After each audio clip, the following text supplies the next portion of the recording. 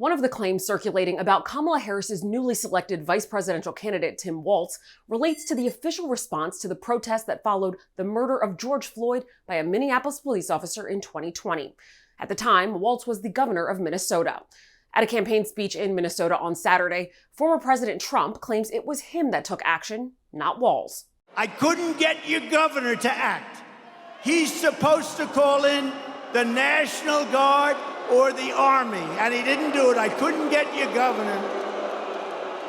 So I sent in the National Guard to save Minneapolis. Using these sources, we can verify that Trump's claims are false.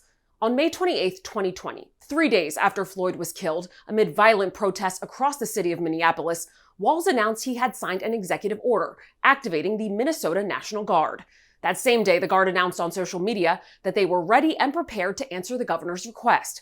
Later that day, after a Minneapolis police precinct building was set on fire, the Minnesota National Guard said it sent more than 500 soldiers to St. Paul, Minneapolis, and surrounding communities. It wasn't until after that deployment that then-President Trump took to social media, threatening to send the Guard if Democratic Minneapolis Mayor Jacob Frey did not get his act together and bring the city under control. But at that point, the Guard had already been requested by Walz and deployed.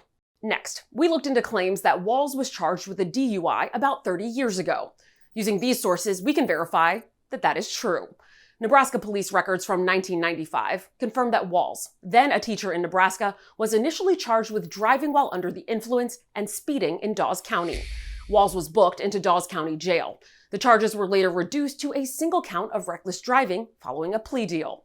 According to multiple media reports, Walz has stopped drinking since the incident. With your Verify, I'm Ariane Till.